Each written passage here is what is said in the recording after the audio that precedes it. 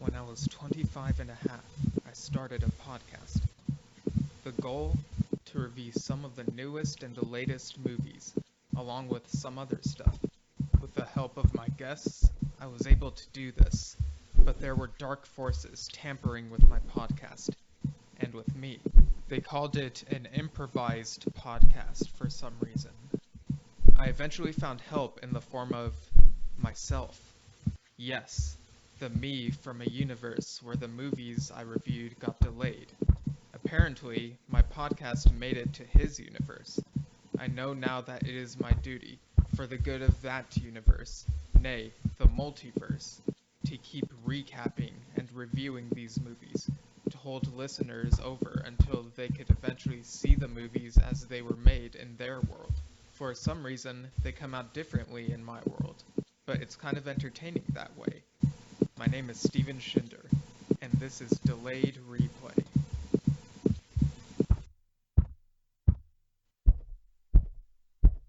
Hello, listeners. Welcome to another exciting episode of Delayed Replay, that podcast where we talk about movies that don't come out on time in that other universe. I'm your host, as always, Steven Schinder, and this time we're talking about Hotel Transylvania Transformania. I'll talk about the release dates in a moment, but first, introductions are in order. You may have heard him on the show before. It is Greg. Hello, I'm Greg. Yes, I've been on many of these before. I should be seasoned veteran, but Stephen isn't giving out any medals. Yeah, you're like the Chewbacca of this podcast, pretty much. Yeah, I get one once everyone's dead. Yeah, but I think you've pretty much been on the most podcast episodes on Delayed Replay. Like, I think Mr. Multiverse is second place at the moment. Yeah, I don't know the exact count right now, but yeah, I guess that's something. Yeah, that is some dedication to the craft. to the witchcraft. Ooh, spooky. Ooh, spookums. Okay.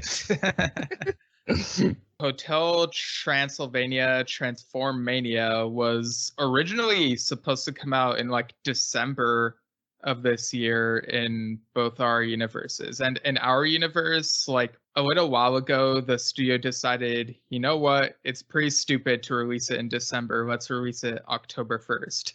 And in that other universe, they moved it up to October 1st as well, but then they had to like push it back because of some variant or something, virus related stuff. And apparently it's like coming out on Amazon in January 2022 over there. But we have it over here, so we're here to talk about it. Yeah, that makes no sense. It's like, you know, Scream is releasing in January. Like, what the hell? That's not Halloween. Yeah. Like, isn't the new Blumhouse movie is releasing in January as well? It's like January is the new Halloween. Black Phone or something. Yeah, that one. Yeah, I mean, my philosophy is that October doesn't need to be the only month to watch horror, so I kind of like that some horror movies are coming out in different months of the year, because honestly, like Halloween should be like pretty much year round, in my opinion. Yeah, but they like release the trailers in October, so it's like yeah, to build up that from the normies who only watch horror trailers near Halloween. Yeah, and there's people who just binge watch Halloween in Halloween. Those punks. Yeah. What have been your experiences with like any previous Hotel Transylvania movies? I enjoyed the first two, but then the third one felt too, I don't know, pop culture-y, if that makes sense. Oh, like too many pop culture references? Yeah, so it really dates it really quickly. Like, yeah. It's all like really like hipster jokes and everything. I'm just like, no. You have the dating app. Yeah. Just no. You gotta date your movies. Basically, there's Hotel Transylvania 2, and Hotel Transylvania 3 Summer Vacation. I'm pretty sure I've watched all of them, but personally, I found them like pretty forgettable. Like, It's weird. Like these movies have kind of a Despicable Me energy to them. Yeah. And yet I'm able to remember the first two Despicable Me movies better It's than any of just because of these. Gru, isn't it? It's Gru and the minions. They just like to have that charm where you remember the stuff they get up to. Yeah, I mean, I don't like the Minions that much. Like, I think for a time I like wasn't sure if I'd even seen the first Minions movie. Like, I'm not even 100% sure right now. But I mean, yeah, the first Minions: The Rise of Gru was an improvement. Check out the delayed replay episode on Minions: The Rise of Gru, which is apparently the most listened to delayed replay episode for some reason. wow, people really must like minions. It's a weird trend I've noticed with delayed replay is that the three most listened episodes, at least according to Anchor, are Minions: The Rise of Gru, the SpongeBob movie Sponge on the Run, and the Boss Baby Family Business. So like it makes me wonder, like, are younger audiences just looking for these 3D animated kids movies on podcast apps? Like, what's going on here? I think it's because I'm not on them. Like those three, I'm not on. So they're like trying to watch the ones that I'm not on. That's the thing. That's what I think's going on. It's like we did Tom and Jerry. Like, does that not count? Oh yeah, I guess that's kind of, yeah, but I mean that Oh. one's not completely 3D animated though. So. Yeah, I mean, this sucks. I'm on none of those. Yeah, I mean it's kind of weird. I don't think Soul has as many listens, but that feels like not just for kids. Like it's weird, but anyway. Yeah, Pixar's for anyone, I think. Yeah, they know how to appeal to multiple generations. Yeah, like you can be like 50 and enjoy Toy Story. Yeah, like the people who enjoyed Toy Story when the first one when they were like 25 or like 50 now. So yeah. Oh yeah, there would be, yeah. But it's good when they grow up with the characters. Like those kind of things are like Harry Potter. Like I grew up watching those, so I grew up with the character. Even though obviously they started, I was like a baby, but I grew up eventually. Yeah, like people grew up with those movies for like 10 years. Yeah, there's a lot. And there's also a Hotel Transylvania animated series. Did you ever watch that when it was on or after the fact? Think so. Like the only TV series of that like I remember is probably like the Casper show. Oh, like that was Casper's Scare School. Yeah, that was good, honestly. I like that.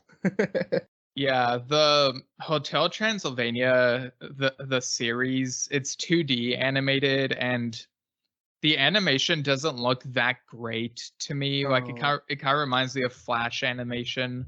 I've watched the first few episodes and it's like each episode is 11 minutes, so it's like that type of thing where you'd get a half hour of two segments. Yeah. And a couple of them like at least felt like they ended abruptly to me. So like I'd be casually watching it and then it ends and I'm like, wait, what happened? And yeah, like it didn't impress me that much. There's even the basketball episode like at the very end because they're playing like a really long game of basketball that took like 3 days and one of the characters is like, what's going on again? And someone's like, I don't know, vampire stuff. And that's pretty much me with that show in a nutshell, I guess. Ouch. Yeah, that isn't some raving review of this TV show. Right. It aired on Disney Channel, but for some reason it's on Netflix at the moment instead of Disney Plus. At least over here in the States. Like, I don't know why. I don't know. They do like bringing these animated movies into TV, like especially the DreamWorks stuff. Yeah, like How to Train Your Dragon, Kung Fu Panda. They got some nice TV shows. Yeah, the How to Train Your Dragon one felt really like it was part of the world of the movies. The Kung Fu Panda one, I kind of fell behind on at some point. Legends of Awesomeness, I think it was called. I think that took place between the first and second movies, but Yeah. it was pretty episodic. Like, it wasn't serialized like DreamWorks Dragons ended up being, but There's a new one on Amazon, which is like a story one that carries on throughout the series. before Kung Fu Panda. Yeah, it's like bringing up like a new, the five. They bring up a new. They're all pandas that are like The new Fast and Furious Yeah. 5. Yeah, sure. Just Dominic Toretto just comes in like as a panda, Family. just eating dumplings. Yeah, I recently watched this episode of American Dad where Roger said he could do Dwayne Vin Diesel The Rock Johnson impression, and then he was like, family. That reminds me that The Rock released a new song. He can't rap. Can he rock?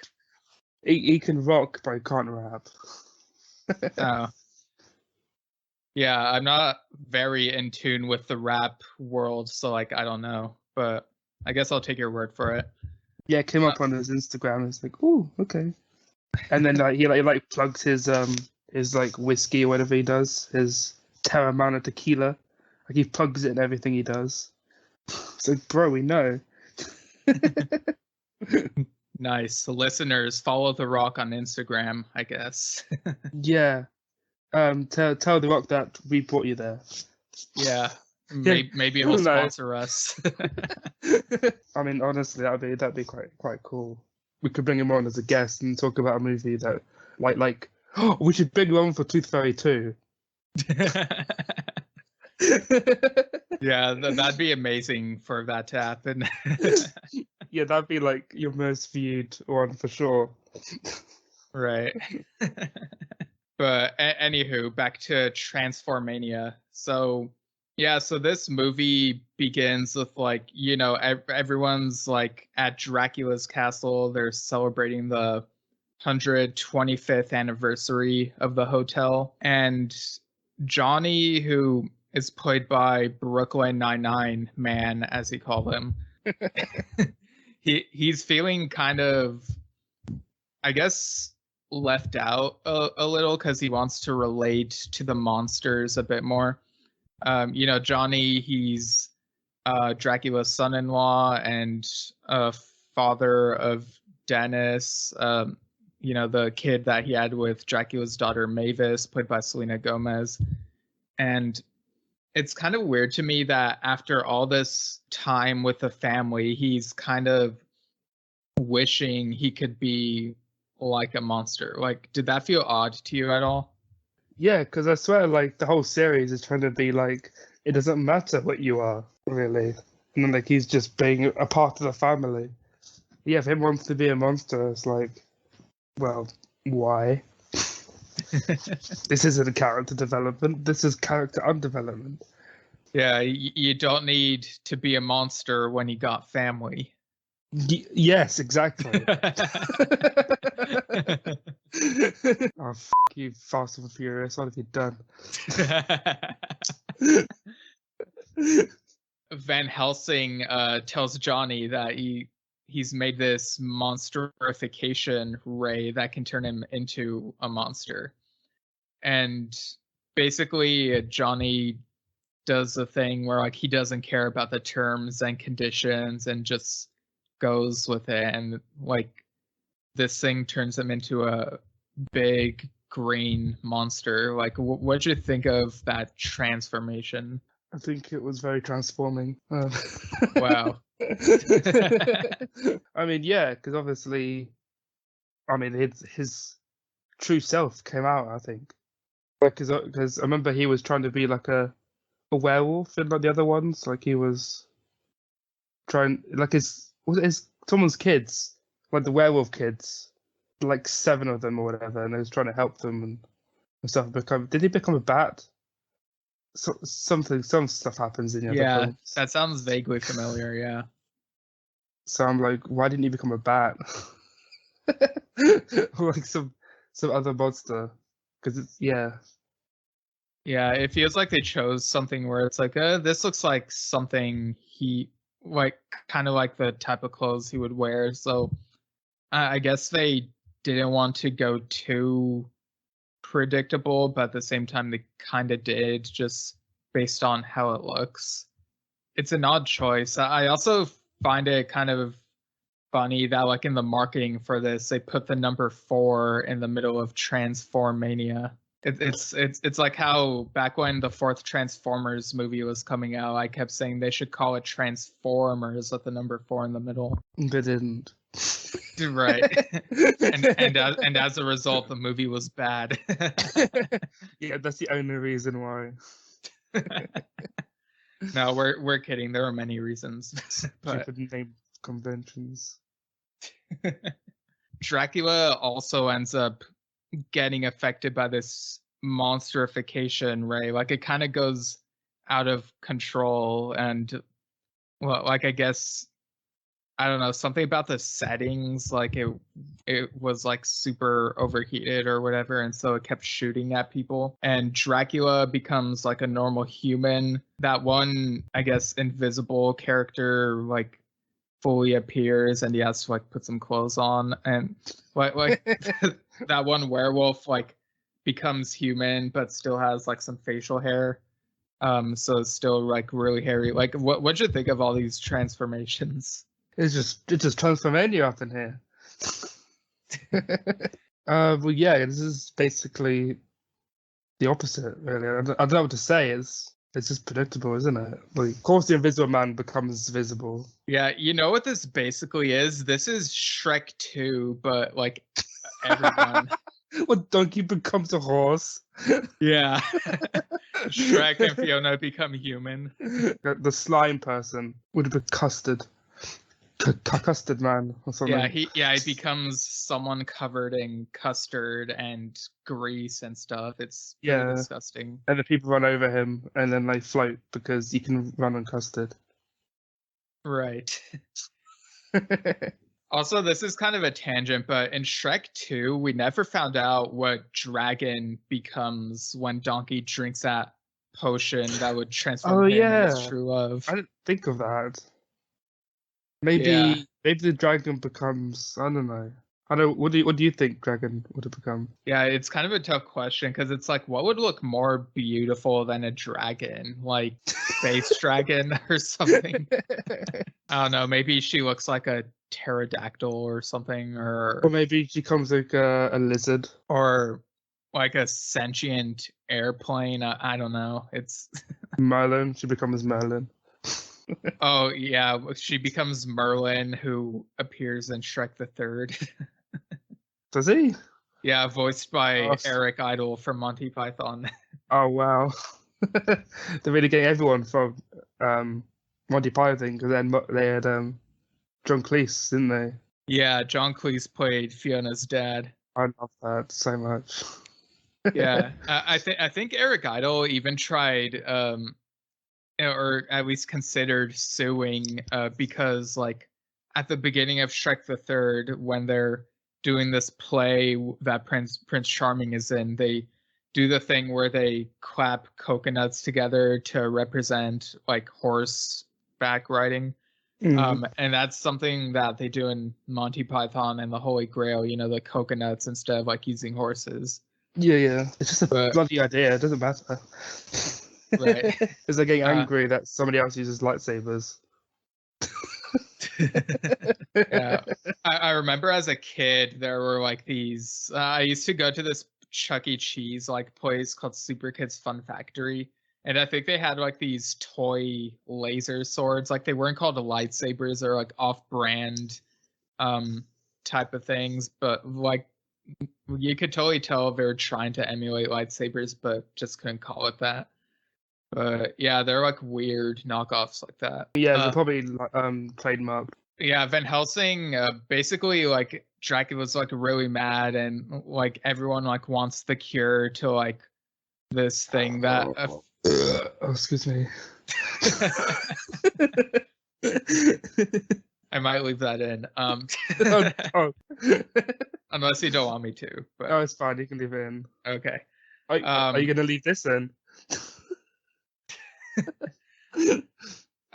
Maybe we'll see.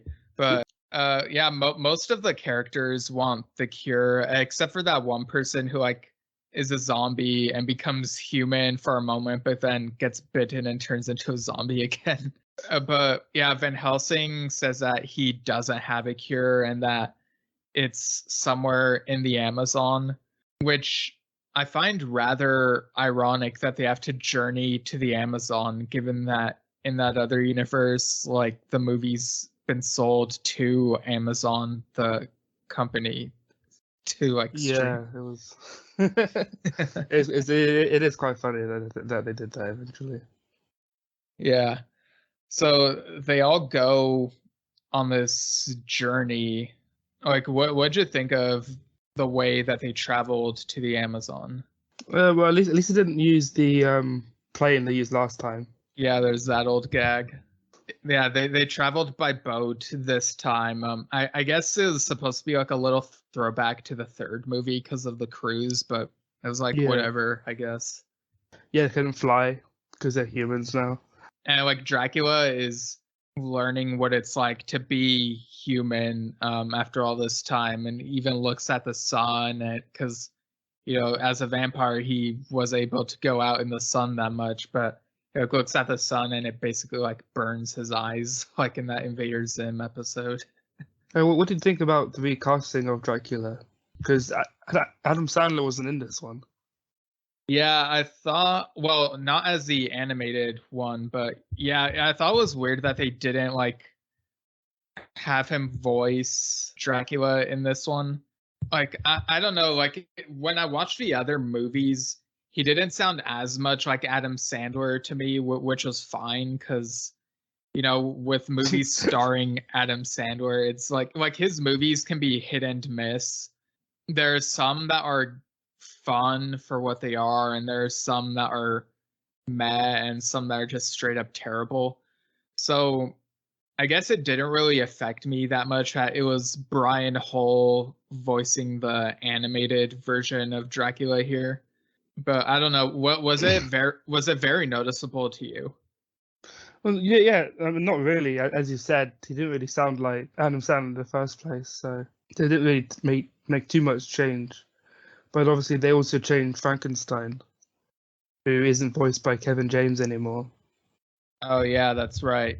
Yeah, Frankenstein here is voiced by Brad Abrell, whom I'd never heard of before. Yeah, me neither. Yeah. He doesn't have a Wikipedia page. Yeah, maybe this is his first big break. Yeah, I'm looking at his Prison Break. Prison Break. Yeah, I'm looking at his IMDb right now. Let's see. He voiced Bubble Buddy in the video game SpongeBob SquarePants Battle for Bikini Bottom Rehydrated. Oh no. I guess that's a sequel or something.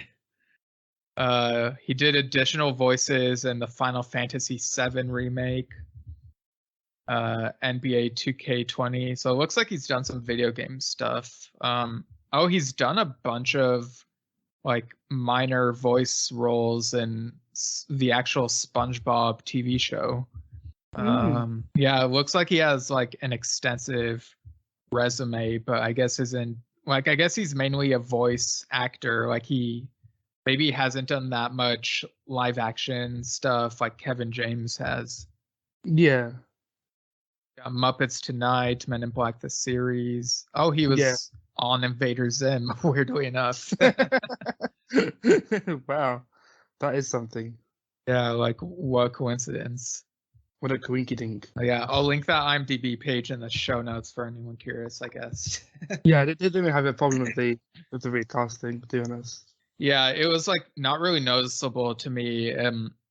But there was like someone in my theater who was being really obnoxious and saying Frankenstein's the name of the creator, not the monster. And I'm sitting there thinking, dude, this is the fourth movie. Like if they didn't correct it in the other three, they're not going to correct it for this one.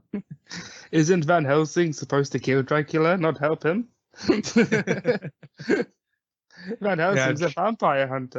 Dracula's with Van Helsing's great granddaughter, or however she's related to him. Oh yeah.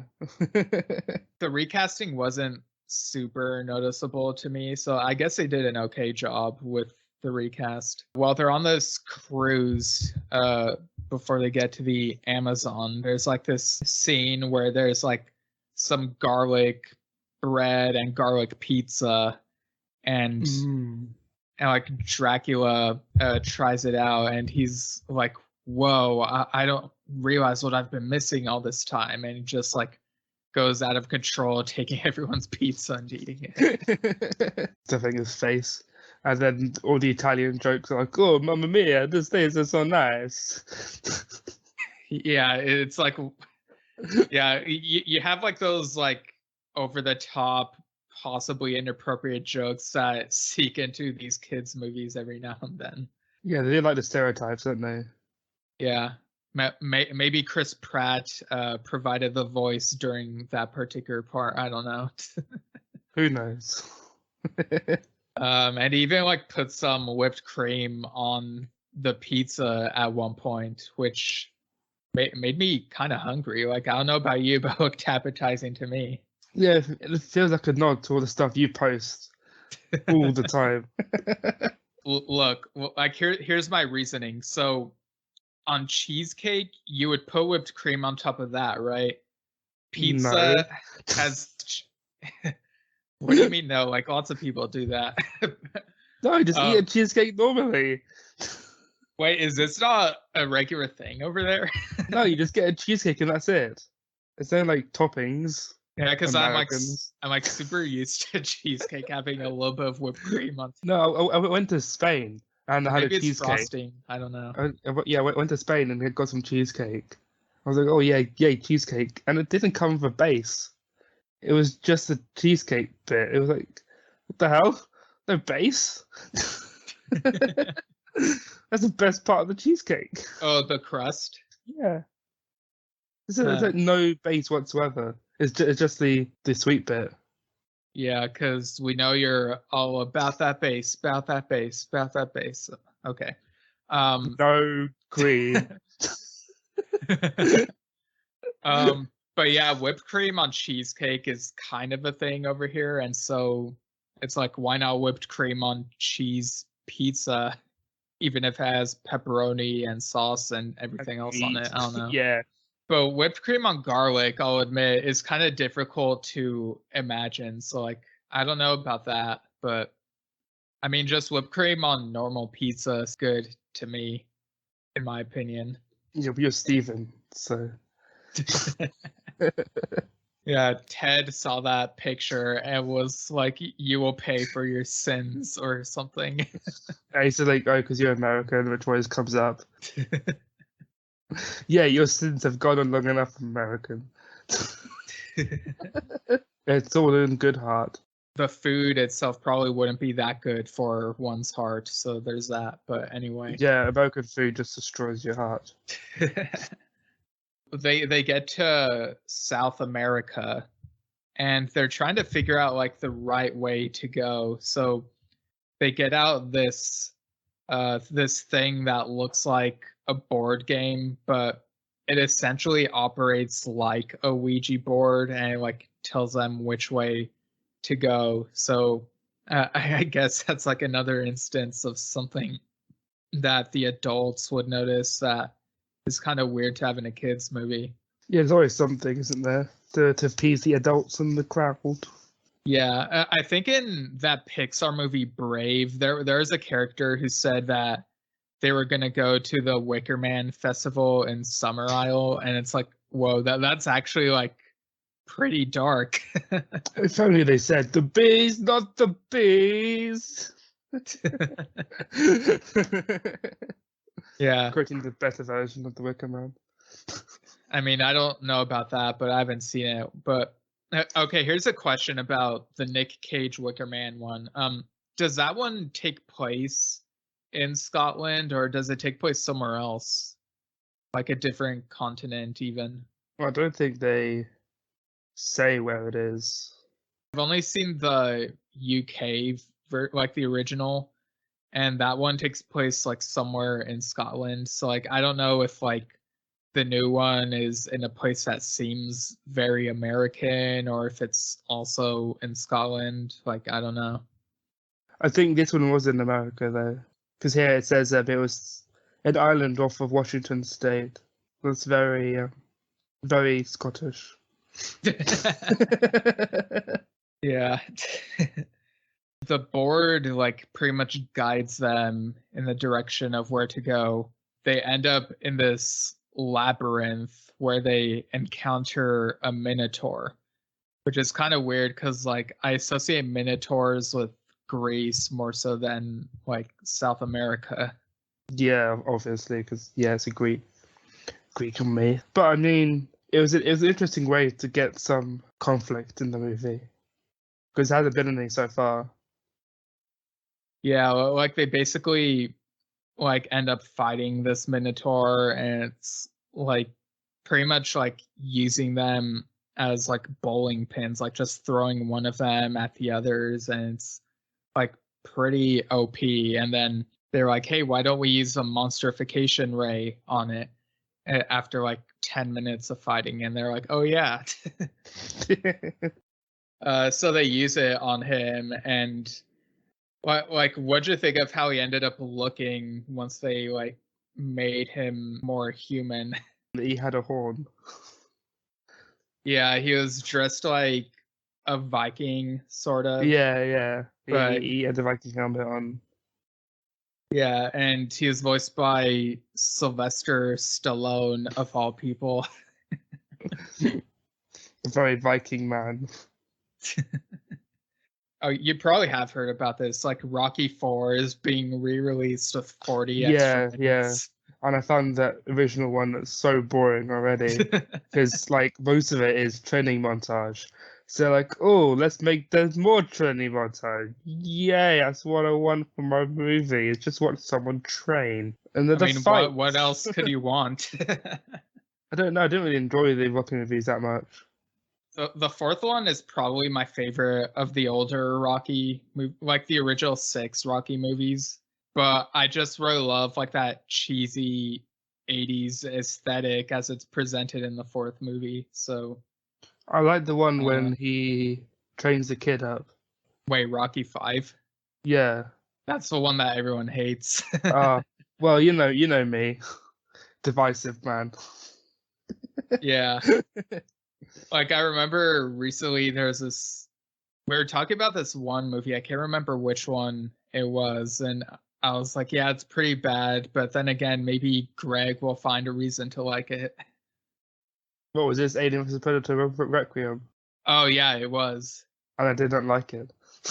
Yeah, so I was wrong in that instance. in other films, you'd probably be right, but yeah, you can't see a thing in that movie. It's so dark.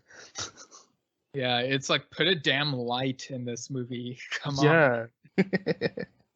Like I liked what I was seeing, but I really wish I could see it. Yeah, I definitely rank it at the bottom amidst all the Alien and Predator movies. I did not like the Predator movies, I'll say that. Right, that's where you and I differ. Yeah, they do nothing for me at all.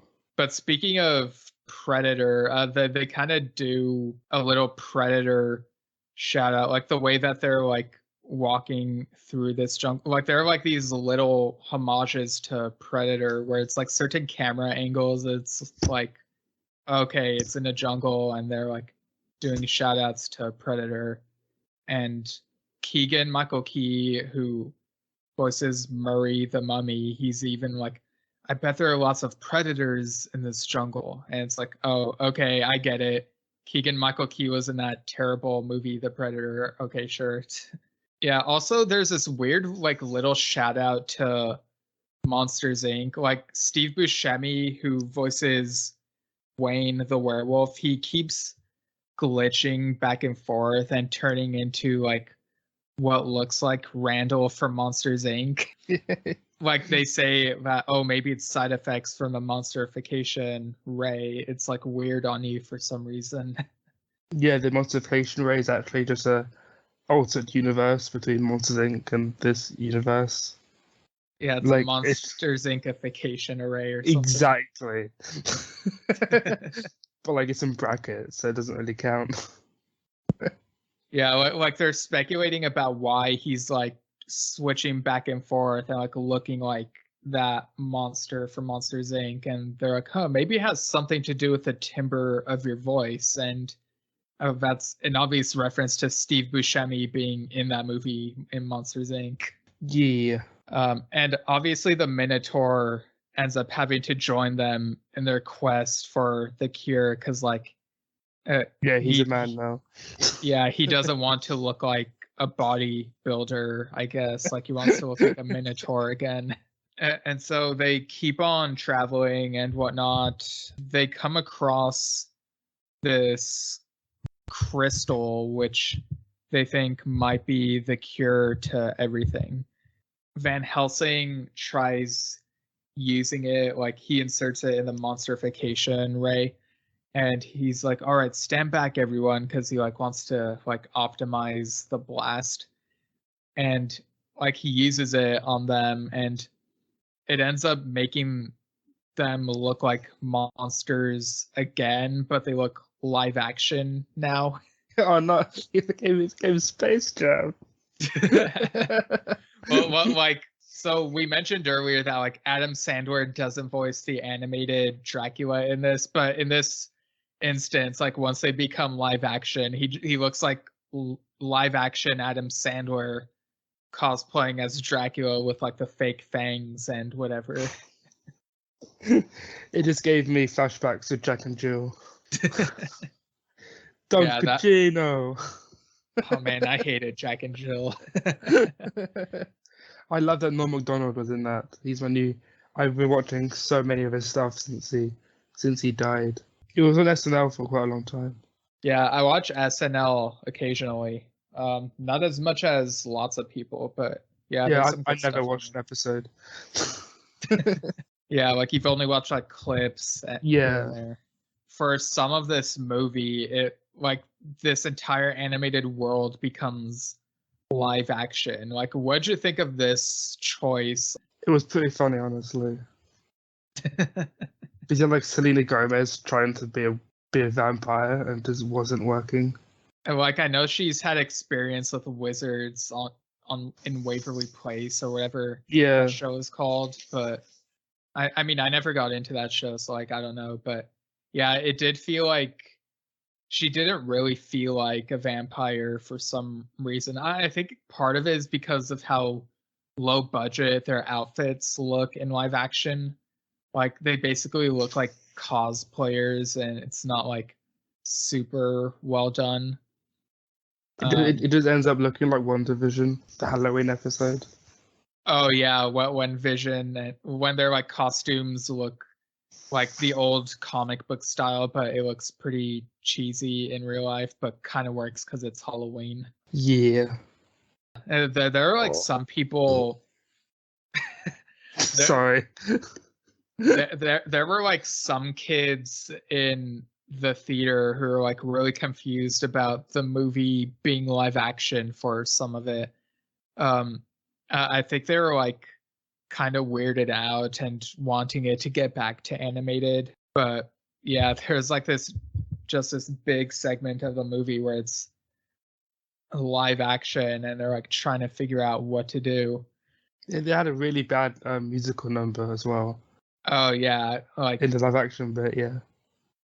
Yeah, I feel like it was kind of to capitalize on Selena Gomez's singing career. And Andy Samberg's singing career. Yeah. like it went back and forth between sounding poppy and sounding more like rap.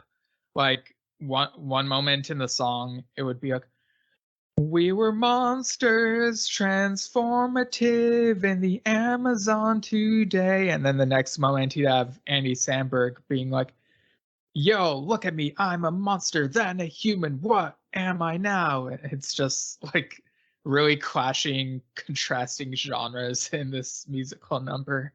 I want that album right now. Give it, please. Yeah, I was also surprised that they included the Garbage song, When I Grow Up. Have you heard of the band Garbage? I've heard of them. I don't think, like, if I heard one of their songs, I'd be like, oh, is that the song? Yeah, like this song, like my earliest memory of this song was hearing it in that Adam Sandler movie Big Daddy. And so here it's like you have it with him again. But it is a good song, though. Yeah, like it's a good song. It's just kind of weird, like, because of the context. Like the song itself is not, there's kind of like some adult stuff in there, so it was like really weird to have it in this movie. It's a bop, I suppose. It slaps. Like they're all yelling at Van Helsing, being like, why don't you know how to cure us? And he's like, he basically gets on the internet, tries looking up more info, because I mean that's what you do when you need a solution to something, is like look it up on the internet, right? Yeah. And he basically finds out that what they need to do is like get some ingredients from like it has to be like the ashes of a volcano. So now they find themselves needing to go to the volcano, which is, I don't know, it's kind of weird, and it's really Lord of the Rings-esque, I guess. But yeah, I don't know. Like, what'd you think of that change in direction, like having to travel to the volcano in this live action bit? It just gave me Spy Kids 2 vibes. I was just waiting for Steve Buscemi to become the doctor in that movie. Yeah, the one who made like those tiny monster things that have like their bigger analogs. Exactly. Because like a zoo. Yeah. And so it's like a really long journey like that they're doing on foot, and they end up you know having to camp out or whatever, and just like sitting around the campfire roasting s'mores and hot dogs until they're like super burnt and just eat them. And yeah, they're like all like, so like this feels very much like an Adam Sandler thing to do, where like with some of his movies like Grown Ups or Murder Mystery, it feels like he's basically just finding excuses to go on vacation to all these places with his friends. Not wrong. And like there's this YouTube video called Hotel Transylvania Trilogy Explained, and the person making that video kind of touches upon that, because he's like, oh, Hotel Transylvania 3 Summer Vacation basically feels like that. It's an Adam Sandler movie, but in animated form, like going on vacation for this movie. And like apparently it can be used as a tax exemption or something, but yeah, it feels very much like they made this bit live action just so that Adam Sandler and all these people can go on vacation, like go traveling or whatever. And it's just so ridiculously stupid. I mean, I like the campfire songs they were singing. What campfire song was your favorite? I think my favorite campfire song was Humpty Dumpty. They put so much effort into that song. It was beautiful. Yeah, and that they were even roasting eggs over the fire during that song. Yep. Poor Humpty Dumpty. What was your favorite? Because I know they did a couple.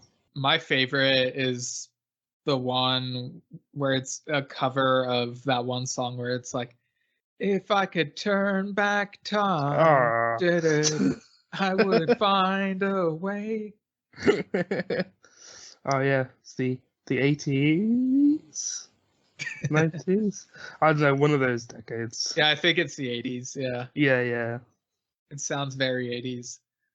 Good. It's a banging song though. Yeah, and I did like Andy Samberg's rendition of that. Yeah, and how he tries to sing like really high in certain places to the point where it's like he's trying too hard, but it's kind of funny. And then Stevie Buscemi came underneath with his low voice. If I could turn back time, like that. Yeah, but he tried to go low, but he can't. Yeah, so I guess it was kind of a fun scene. And then they have nightmares where they imagine that they're like humans forever. Like I guess they all have kind of similar dreams, which is kind of weird. It's almost like they're occupying the same dream space, but It's as if there was a nightmare on Elm Street. They were sharing the same dreams. He's gonna come for them. they dream that they're normal humans in a neighborhood, and it's like super boring, and like they have to like go to the bank, go to the office, and it's like this nightmare of just doing mundane human stuff, and like they just wake up screaming. It's like that's kind of a silly thing to be scared of, but it's like so relatable, like just being in a dead end like that. Yep, dead end jobs, am I right? Yeah. Oh. Man, what'd you eat or drink? I had cereal. I'm not sure how that did anything. What kind of cereal was it? It was just some crunchy nut. Crunchy nuts? I don't think I've heard of this. There's some sweet cornflakes, basically. Yeah, I'm looking this up now. There's some nuts in it. Crunchy Nut, previously known as Crunchy Nut Cornflakes in the UK, and Nut and Honey Crunch / Honey and Nut Cornflakes in the US. So. Okay, maybe we have it over here, but I don't look for it. I don't know. Do you not eat cereal? I do, but like not all the time. True. Like every once in a while I'll get it. Like I like Lucky Charms, Cocoa Puffs, Cocoa Pebbles, sometimes Trix cereal. Yeah, basically the mascot ones, I guess you could say. Yeah, all the ones that are foreign to us Brits. Right. So the next day they finally get to the volcano, and that's where they try to collect the ashes. But they also encounter these like sentient volcano people guardians. Like there's these statues made of fire and lava that are like trying to guard the volcano and don't want anyone there. And so they're trying to like fight their way in to get the ingredients. Like what'd you think of this whole sequence? I think it's pretty interesting. Like they did go for like comedic vibe because it was like they looked like it's really badly CGI'd on. Yeah, because it's still live action, so it still looks pretty bad. Yeah. Like you could tell it's all green screen. Yeah, you can tell that those people are not on fire. Yeah, it's like there's a moment where one of them like accidentally like touches a flame with her fingertip, and it's like obvious that they're not actually touching it, and it's just like a really bad visual effects, like making the finger look all glowy and whatever. You can definitely tell the budget went to the animation and not the live action sequences. Yeah, like maybe they did this live action gag like too long and bit off more than they could chew. Like it kind of feels like a joke that just went on for too long. Sounds like my life.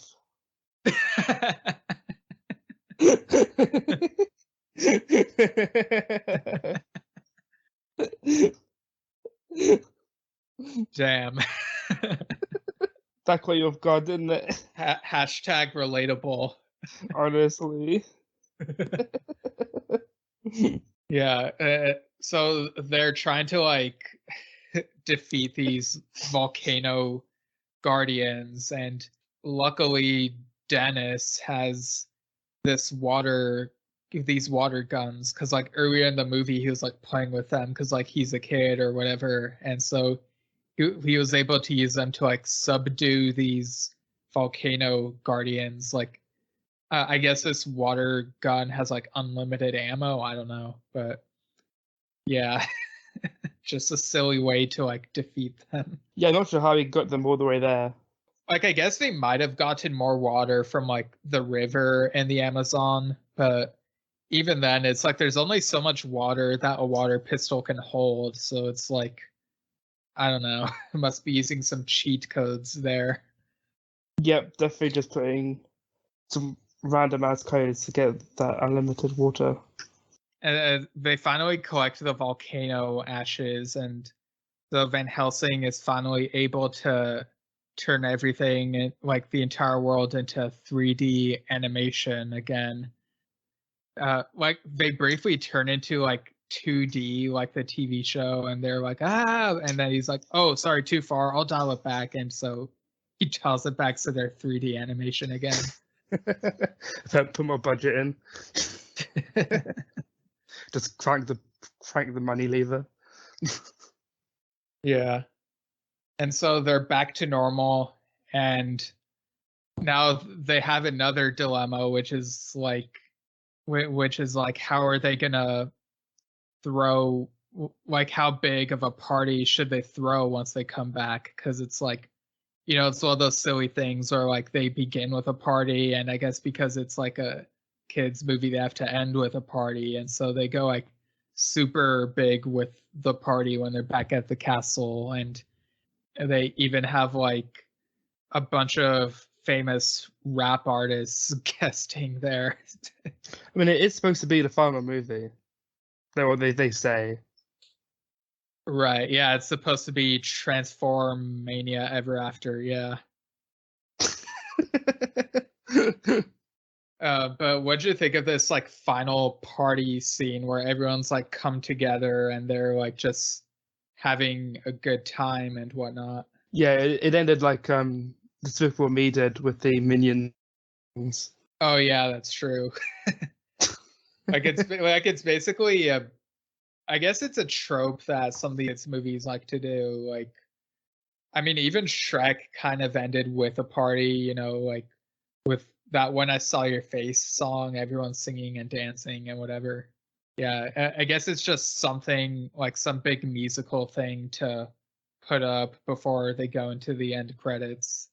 Yeah, because I mean, I don't mind them having like a little musical number, because I like in Shrek with Shrek.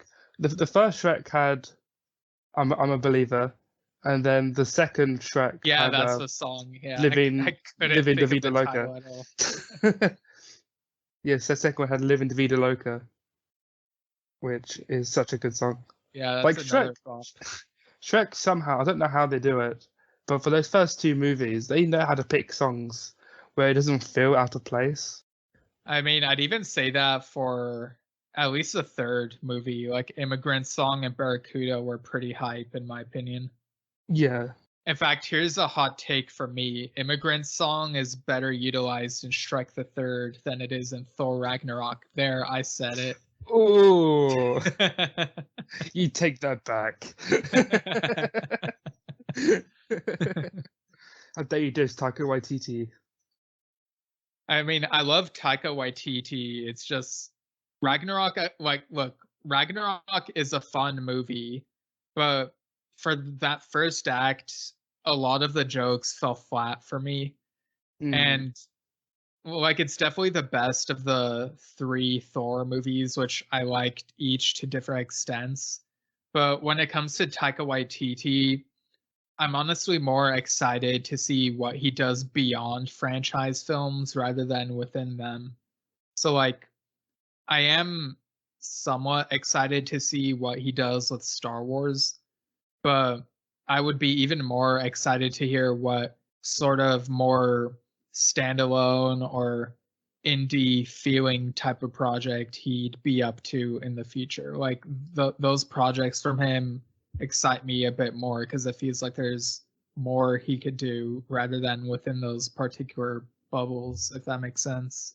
Yeah, because I really like Jojo Rabbit. That was an amazing movie.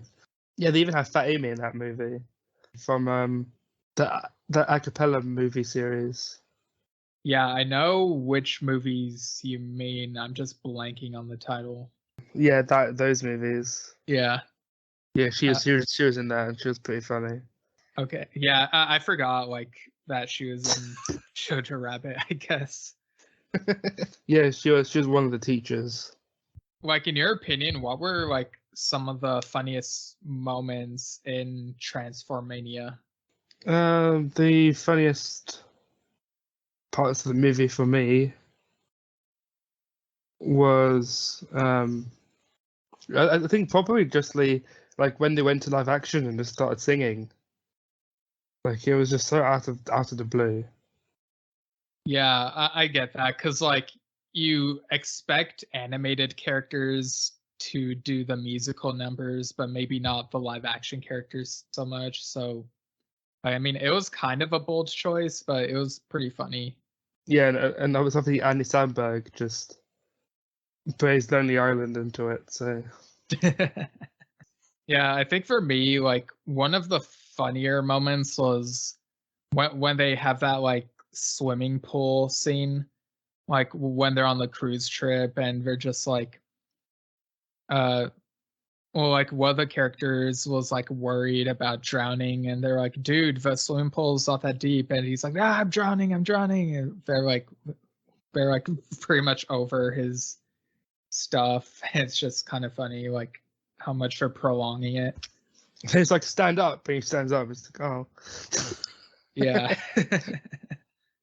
Also, Pitch Perfect was the movie we were that's trying it. to. Yeah. Yes, it was Pitch Perfect. Those were movies. Yeah, I've never seen those movies, but I know who's like in those movies, and yeah, like my brother and like his and my friend have both seen the first one at least. Probably seen the others as well, but I think there's also a baseball movie called Perfect Pitch, which might have come out around the same time.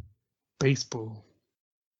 Yeah, bassball. Yeah. Yeah, all about the basketball.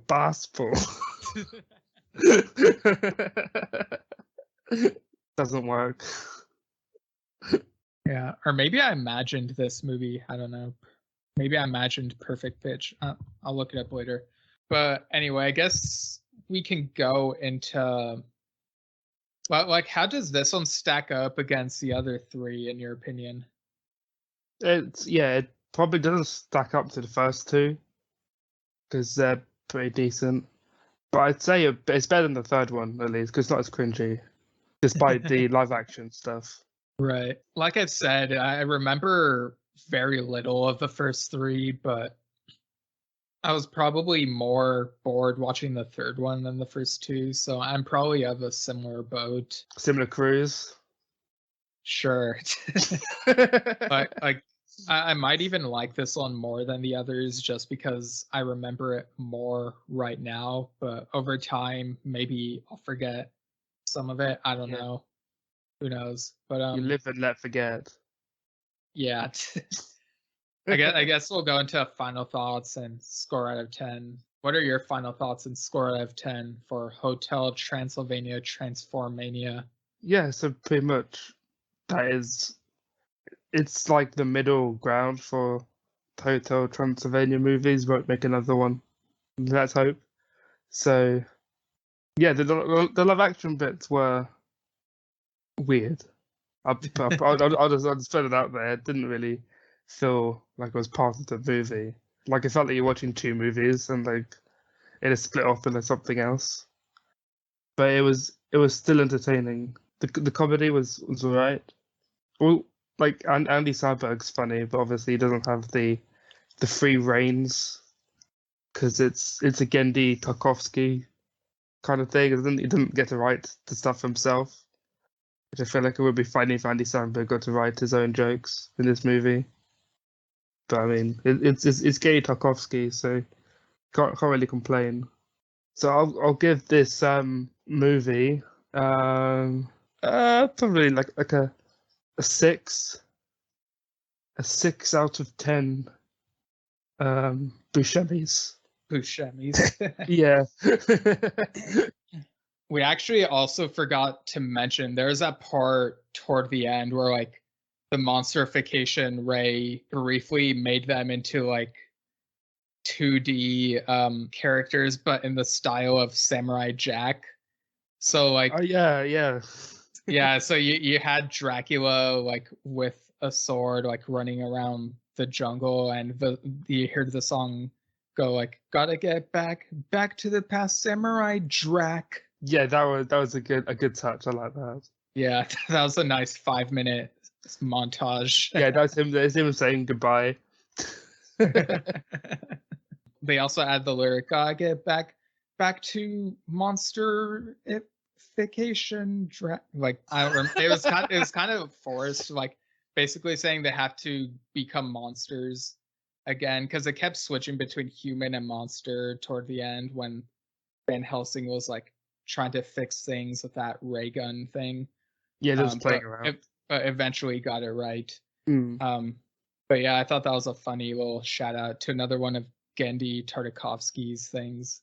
But yeah, so as for my final thoughts, this was pretty funny in places.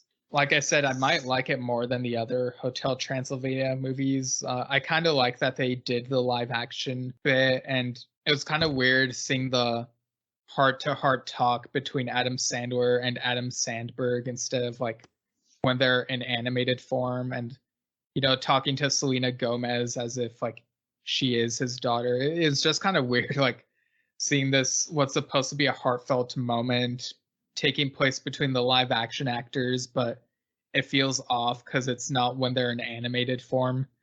But I did think it was a funny choice for them to do.